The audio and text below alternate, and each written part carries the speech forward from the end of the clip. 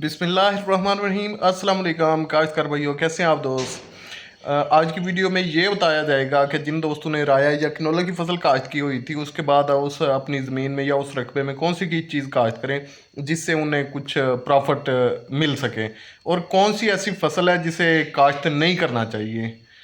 तो सबसे पहली तरजीहात ये है कि जैसे ही आप राया कनोला निकाल लेते हैं तो जो उसका नाड़ बचता है उसमें बाज़ लोग ऐसे ही हैं जैसे रूटावेटर वगैरह चला देते हैं। बाज़ इलाकों में उसको नाड़ की कटाई करके उसको अलग तौर पे जो है वो ज़मीन उससे खाली कर ली जाती है, ज़मीन से निकाल लिया जाता है।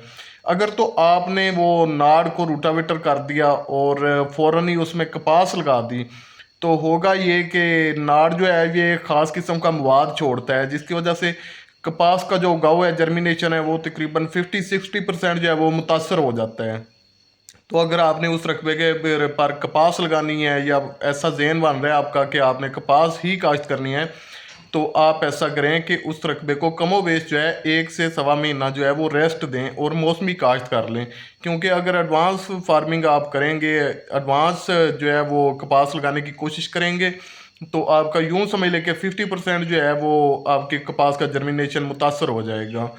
तो अगर आप ऐसा सोच रहे हैं कि उस रकबे पे हम तिल या मूंग वगैरह जो है वो काश्त कर दें, तो वो आपने बिल्कुल भी काश्त नहीं करनी। उसकी वजह ये है कि जैसे ही ये फ्लावरिंग पे आते हैं तो बहुत तेज़ जो है वो हीट वेव्स चलती हैं, जिसे लू कहते हैं। जब लू चलना शुरू हो जाती है, गर्मी जो है मई के आखिर में और मिड में इतने ज़ोरों की स्टार्ट हो जाती है कि जब वो फ्लावरिंग पे आएंगे तो मूंग से भी आपको कुछ नहीं बचेगा और जो तिल है उससे भी आपको कुछ नहीं बचने वाला।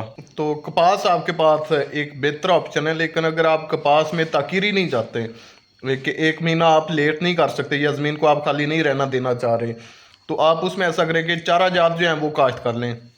कोई भी सब्ज चारा आप काश्त करके आप जानवरों के लिए वो चारा जात रख लें। अगर चारा जात की तरफ आप नहीं जाना चाहते तो आप ऐसा कर लें कि सब्जियात की तरफ चले जाएं। भिंडी, तोरी, ये एक बेस्ट ऑप्शन है। ये इस साल इंशाल्लाह बहुत प्रॉफिटेबल ये काम रहेगा, भिंडी और तुरी का, ये घिया तुरी का। तो आप ऐसा करें कि सब्जियात के तौर पे इन्हें काश्त कर लें।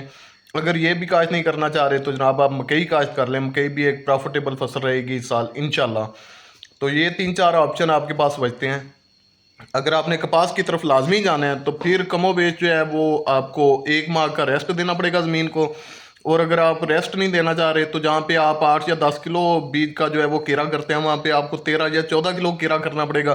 तब जाके जो है वो आपकी कपास की जर्मिनेशन है वो बेहतर हो सकती है।